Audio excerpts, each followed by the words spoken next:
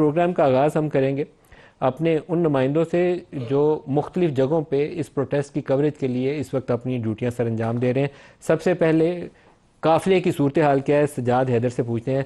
सजाद, ये बताइएगा कि पीटीआई का ये जो प्रोटेस्ट रैली है, ये जो काफिला है, ये क्या सूरत हाल है, इसकी कहाँ तक पहुँचा है और कितनी तादाद में लोग इसके साथ मौजूद हैं?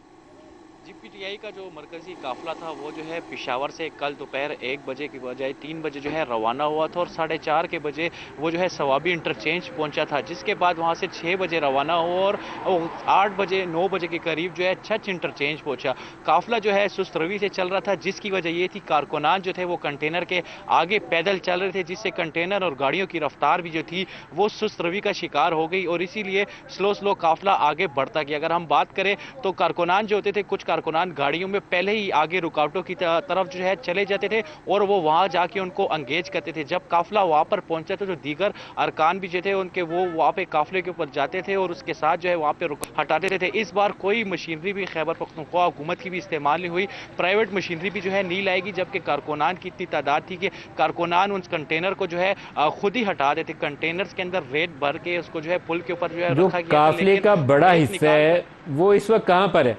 एक तो होता है ना, उसका हेड होता है, स्टार्ट यहाँ से हो रहा है और फिर टेल है वो पीछे कई मील पीछे तक जाती है। इस वक्त हेड कहाँ पर है उस काफिले का?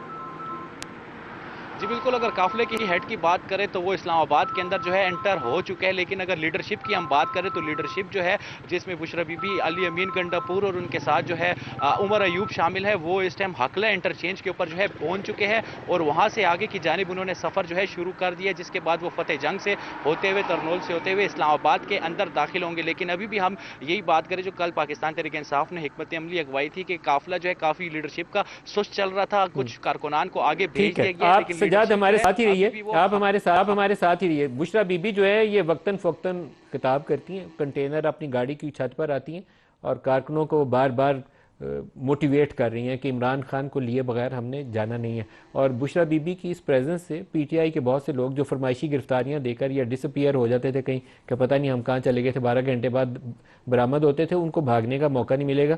और जिन्होंने फरमाइशी गिरफ्तारियां दी हैं उनके लिए शायद पार्टी के अंदर दोबारा अपना चेहरा दिखाना काफ़ी मुश्किल हो जाए। कमरुल मुनव्वर साहब हमारे साथ है। कमर, ये बताइए कि इस्लामाबाद तो इस वक्त बड़ी मुश्किल में है। मैं अभी जिन रस्तों से होके इस्लामाबाद में अपने ऑफिस पहुंचा हूं, मुझे लगता है कि बेशतर लोगों को तो इस्लामाबाद रहते हुए ये भूल भलियों में यही नहीं समझ आएगी कि डी चौक गया किधर है। जी बिल्कुल सर, अगर ये देखा जाए कि इस्लामाबाद के डी चौक को जाने वाले जो रास्ते हैं वो मुकम्मल हैं। इसके अलावा एक एक्सटेंडेड रेड जोन का नाम दिया गया था जिसमें 0 पॉइंट का एरिया आता था।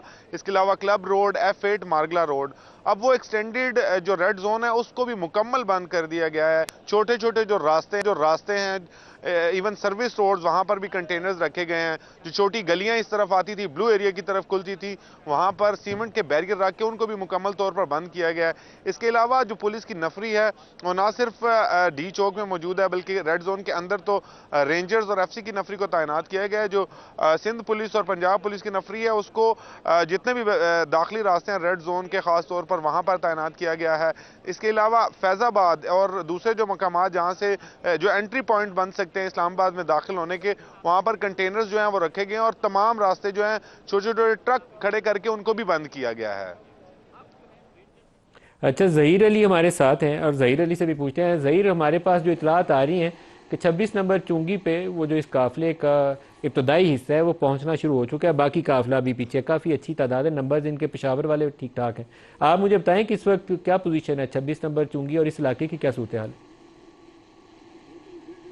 देखिए, यहाँ पे जो मेन एंट्री पॉइंट तो यही है, जो काफिला आएगा चाहे GT रोड से, इस वक्त तो मोटरवे से आ रहा है, लेकिन GT रोड से आने वाले जो रास्ते हैं उनको पुल के ऊपर से दोनों अतराफ में कंटेनर लगाए गए हैं, जबकि जो मोटरवे से श्रीनगर हाईवे की तरफ एंट्री है वहाँ पे दिन में जुज़वी तौर पे तो उन्होंने खोला हुआ था आने जाने के लिए, लेकिन दोपहर के बाद 3 लेयर लगाई गई हैं कंटेनर्स की। आने जाने के दोनों रास्तों पे रेंजर्स की भारी नफरी पुल के ऊपर तैनात है और जबकि उसके अलावा पुलिस भी बड़ी तादाद में यहाँ पे मौजूद है। कुछ देर पहले जो मकामी आबादी है यहाँ पे, वहाँ से थोड़ी बहुत शरारत करने की कोशिश की गई तो यहाँ पे पुलिस की जानिब से शेलिंग की गई और कारकुनान जो ज़्यादा तादाद में नहीं थे, चूँकि दिन भर यहाँ पे मैन एंट्री पॉइंट ये ज़रूर है, लेकिन मैन फोकस जो मैन आने वाला काफिला इस वक्त हकला के करीब पहुंचा हुआ है। जब वह यहाँ इंटर होगा तो उसके बाद बड़ी मज़ामत यहाँ पे होगी, चूँकि पुलिस और इंतज़ामिया की तैयारी भी है।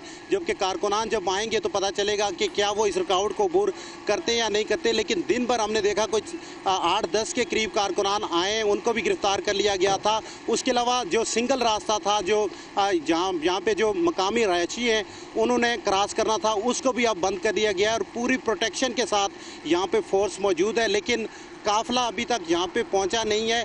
कुछ देर में चूँकि काफिला स्लो चल रहा है, पैदल चल रहे हैं कुछ लोग, जो मैन कंटेनर है जिस पे लीडरशिप है, और उसके आगे आगे चूँकि कारकुनान पैदल चल रहे हैं तो इसलिए यहाँ पे पहुँचने में उनको टाइम लग रहा है। लेकिन यहाँ पे जो मकामी लोग थे उनको खासी यहाँ तक प्रॉब्लम पहुँचने में उनको भी मजीद टाइम लगेगा, क्योंकि हाँ, इस्लामाबाद के लिए एक आगे भी एक इनका लाहे अमल है और वो मुझे लगता है कि वो बहुत अभी स्लो आएंगे, जल्दी में नहीं इस्लामाबाद एंटर होंगे। लीडरशिप अभी सबसे टाइम लगा के, कुछ वक्त लगा के, चंद घंटे सर्व करेगी, उसके बाद इस्लामाबाद के एंट्री पॉइंट पे पहुंचेगी।